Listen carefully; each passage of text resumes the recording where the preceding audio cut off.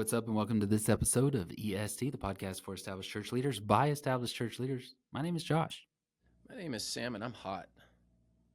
Ooh, No, well, I mean, like it's pretty, the middle of summer here in Florida. pretty Sorry, arrogant. for anyone who misconstrued that. I don't know why you would think that of me. Why are you thinking that of me, Josh? That's wrong. What do You you? said it, brother. Oh, You gross, said it. You gross. said No, it, I'm talking brother. about the heat. It's hot outside. Would you say it's getting hot in there? So hot. Oh man, oh man. Hey, It we're gonna be is. talking about. It's gotten warm here too, man. Yeah. Oh Texas yeah. is No. warming up. It's preheating. We are definitely preheating right now. So today's episode is about committees. Both you and I have served multiple churches with committee structures. Not everyone that listens has a committee structure, but I think a lot of people do, or at some point may encounter this. So this will be a good exercise. I think if you're at a church that doesn't have committee structures, you ought to think about it. And you can think about it later, not structure, but utilizing committees. And we've done an episode on that. So we have, I think you ought to. and I agree. I think Yeah. pulling people together to help you make decisions is always a good thing. Now, how you do that, okay, I understand. Do you need 30 standing committees that are always rotating and voted on? No, you don't need that. But I do like the committee structure, and we'll get into that a little bit in today's episode. But before we do, we want to thank our sponsor. Church Teams is a longtime sponsor of the show and has been serving churches for a very long time. This is a company that has been around and proven. They have a software system that has worked for many different size churches, churches of many different backgrounds, churches that need various things. So they have a scalable system. They have an a la carte way of choosing what you get to select. So, I mean, giving, they do it. Check-in, they do it. Texting, they do it. Even things like scheduling, they do that too. So go check out Church Teams at est.church. That's where they have a 2-month free offer. It'll take you to a landing page. Fill out the form. Tell them we sent you. And tell Boyd we said hello. Boyd Pelly's the co-founder, a friend of ours, a friend of the show, a longtime supporter of the show. So go check them out, Church Teams, or get the offer at est.church. Yeah. Hey, before we talk about this, I'm really I've got a lot of questions about committees. I'm seeing them in new ways and new exciting ways here lately. So if you are listening to this, I'm sorry, I'm not going to have a lot of answers. I've got some questions and some interesting thoughts about how to utilize committees and some different things that so we're working on our bylaws, and I've been asking other people, how do you utilize committees? Just learning a bunch of cool things, because what you said there, Sam, you alluded to having 30 standing committees. And so it seems that most, and I'll go ahead and say millennial pastors, maybe not, maybe that's unfair, but it's either one or the other. It's like they ignore the committees and just let them do whatever they want, or they try to destroy the committees and get rid of them completely and create some sort of board or thing like that. I think they can be utilized in very, very helpful ways if it's very clear what they're accomplishing, their lane, and their limits. Also, I find that most people, when they're serving on committees, they don't mind that. They want to know, what exactly am I doing? What's my lane? And what are my limits? And so, yeah. How do you want to start this conversation? Well, let's start it from what you just mentioned. I think that it was fairly popular 10, 15 years ago. As millennials were younger. We're not so young anymore, but No. you get into a church, particularly an established church. This is not so much a church plant, but an established church with a set structure that's been that way for a long time. You encounter what you believe to be a problematic structure because it's getting in the way of all the changes that you need to make. And goodness, this structure has gotten this church to where it is, and they've been on a downward spiral for 20 years or whatever. We need to change it. Likely you do, but you don't need to throw the baby out with the bathwater. And I think the older generation views it as a power grab because a lot of those systems were put in place for engagement. So an older generation will view committees as a way to engage people. Hey, get them on the committee. They'll be part of the decision and they're more inclined to support things. The younger generations view committees at times, not all. I mean, goodness, maybe I'm still young. I don't know. I'm kind of middle aged now, but Mm, mm, um, the younger generation might view it as roadblocks. Like, I have to do all this stuff now to like get mm, some people on committees just so I can make decisions. I know what we need to do. I don't need a committee to tell me what to do. Um, right. I think there's a balance there, and I think you can actually make this work for both generations in a way that's really, really helpful. And by the way, the divide's not always generational. Sometimes it's ecclesiology. That's true. Hmm. People, what do you need committees for? Get you a board of elders together. Um, Hmm. I will say the one structure that I find to be most dangerous, and really, if your church has this structure, you should push back on it or leave the church. And I feel that strongly about it is when it's a small external board, and that's the only accountability a pastor has. A pastor can pretty much make whatever decision needs to be made, and the only kind of structure there is an external board with three of his friends, and they're determining his salary. They're determining, what's the system of checks and balances. Well, we have a board, and it's a small board of external people. They're not even part of the church. I've seen that. It tends to happen in larger churches with more charismatic leaders who just want to be able to do whatever they want to do. But I think it's an extraordinarily dangerous structure. Um, and typically you don't find committees at those kinds of churches. You just find Yeah. people doing what they're told. I th- I normally, so if you listen to the show for a while, Sam makes hyperbolic statements. He makes these very strong statements, and normally I will soften them. But on this one, I think you're dead on. It's not biblical. It's unsound. It's not even a wise structure. So it's very problematic. I think that it could work. I or what I mean is, like, you could probably find an example where you have just a core group of just these really godly people, and it's short term just to get the thing off the ground until they develop some people. But I even think in that it's problematic. It's very, very problematic to be leading something, overseeing something with no internal investment is problematic. So if they're not tithing to that place, if they're not serving in that place, if they're not sitting in the trenches with those people, the leadership is flawed from the beginning. So I think that that's an issue. Now, committees don't necessarily fix things. That's something that I want to point out is I think you're right. Originally, the intent is investment and buy-in. You're getting people. I do think that most of what people struggle with when you're taking an established church, which that's what this whole show's about, is leading established churches. It's not the original intent or even the original formation often. That's just pretty basic and normal.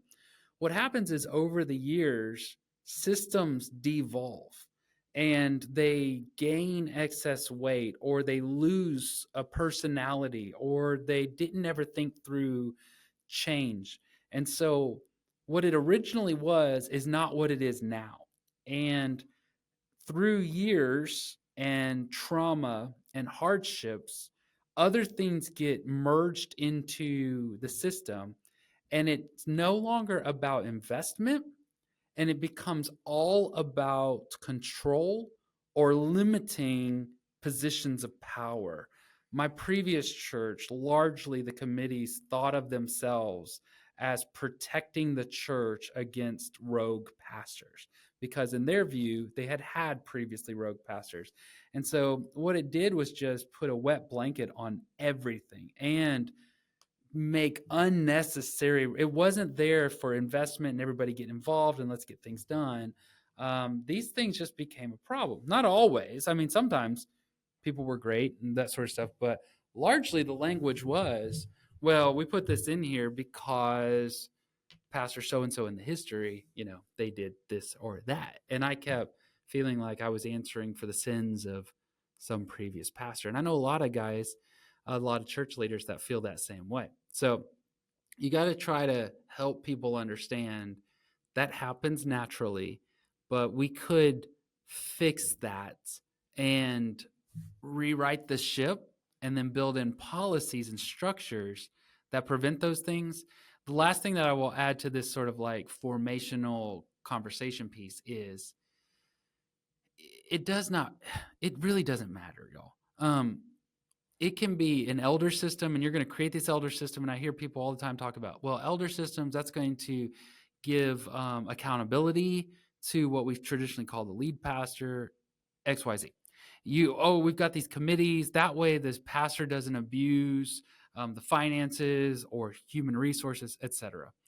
Look, if somebody's wayward, if somebody's got bad intent, the system's not going to stop that.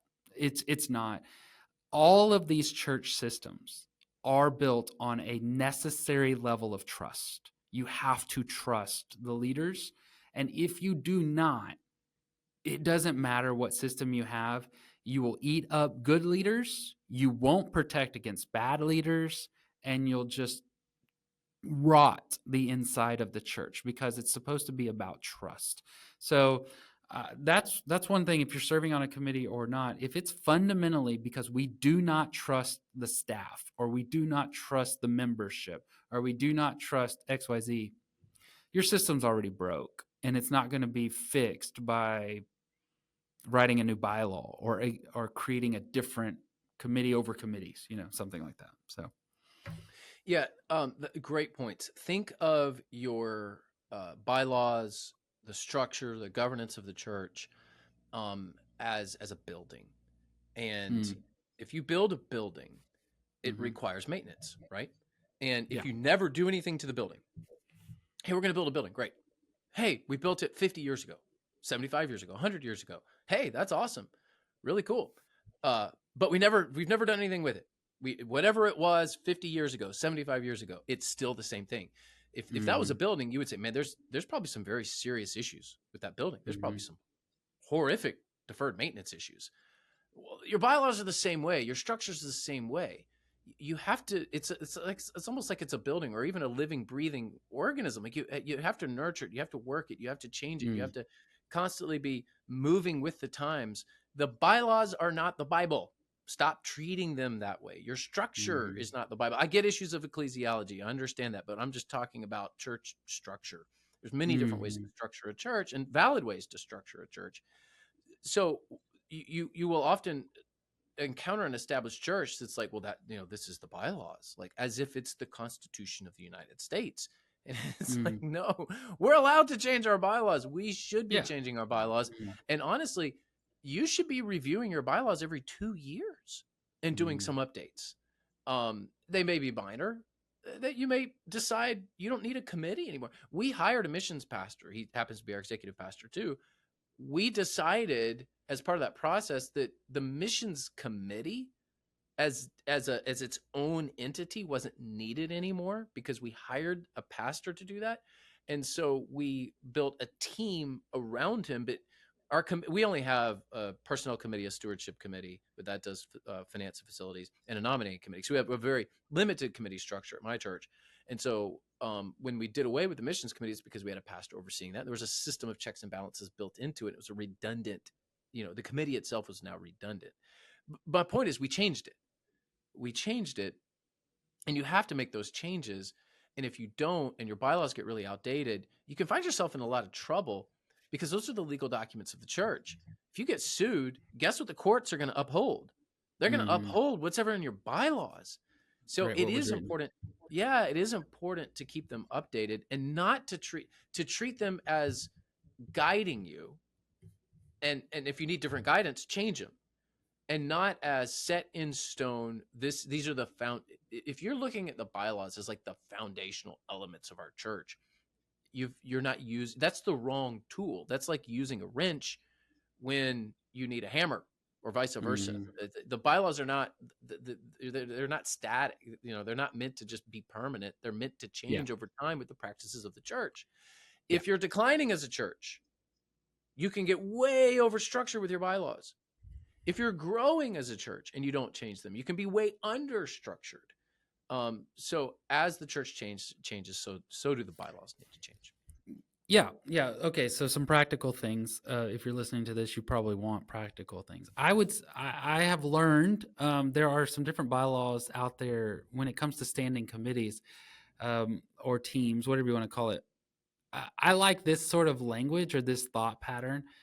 Differentiate between whether or not your standing team is administrative or service oriented. So, a perfect example of that might be a church that does not, maybe it's got a large campus, a couple acres, and it doesn't have a facilities manager per se, a staff person who is keeping up with the maintenance of the facilities. So they create a team, buildings and grounds stewardship team, something along that lines.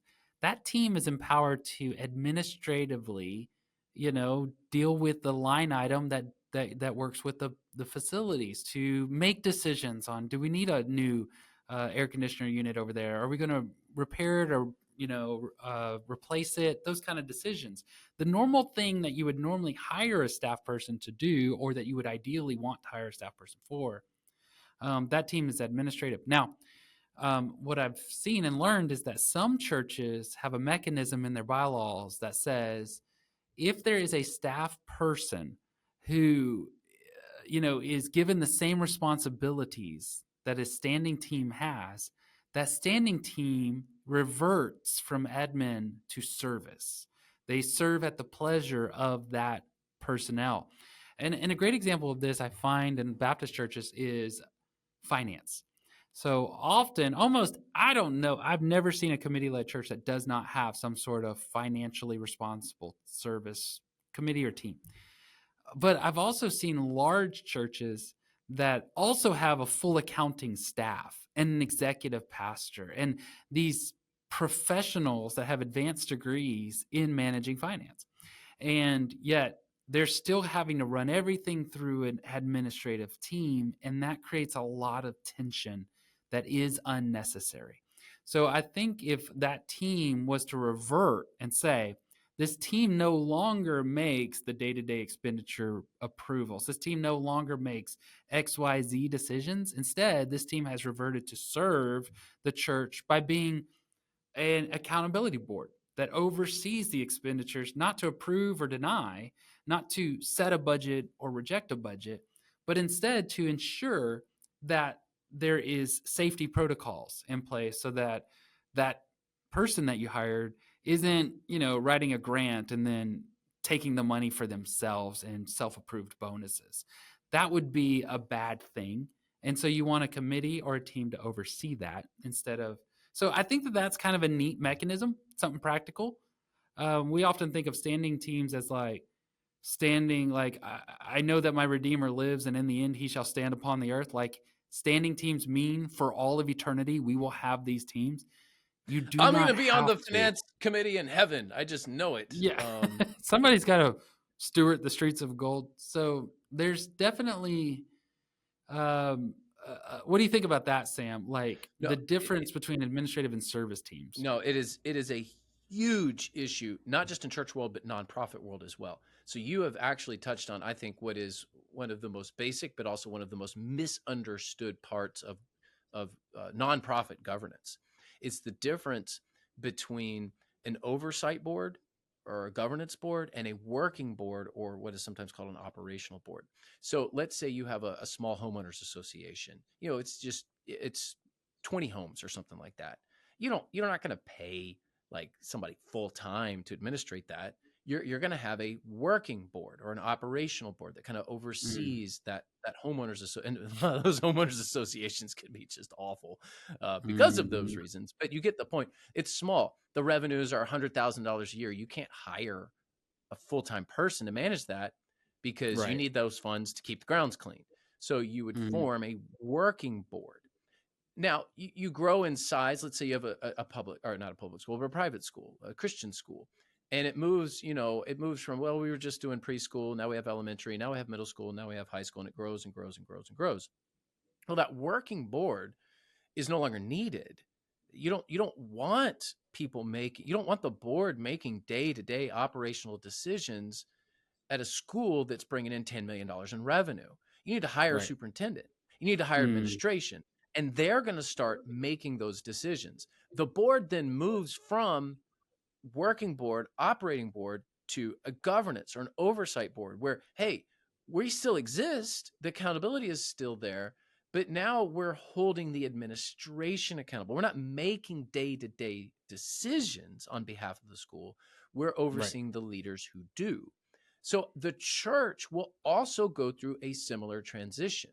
That's why some smaller churches have 10 committees, because they've got a Mm, bivocational pastor, and it's, and they're good and they're needed, and it works well. But then the church grows, and unfortunately not enough churches are growing now, but let's say the church grows, and all of a sudden it's like, man, these committees are more headache than they are anything else. It's because you're making that transition from operating to governance or oversight. And mm, it's a very big problem, particularly in private schools. You see this problem a lot, where you've moved from, like, we're just this small little thing, now we've actually grown and we actually have a high school and sports teams and all mhm, this stuff, mhm. and you can't do a working board anymore. Well, church is going to Yeah. go through a similar transition. I think that what you brought up was a really good point. The structure needs to match the size. And not doing away with committees may not be wise either, but shifting them to oversight teams may be a better move for most Yeah. churches. So I just want people to understand, make sure your structure matches the size. Make sure your structure matches your theology too, by the way. I know Yeah. a lot of Yeah. people have, that's a whole nother discussion. Goodness, we could do like a 10-part episode on that. But, Right. um, I, Okay, so, sometimes you find another mismatched structures with, like, that's not even what you believe. Why are you, why are you right. doing that? Yeah. Okay, so another practical thing is, and I learned that some churches do this, which I think is really fun, is, um, if you are one of the problems with being on a committee structured church is that the pastor, especially if there's not an executive pastor or teams like that, they have to go to all of these meetings, and honestly, as much as I love the people on committees, the actual practice of it is so it's such a beating.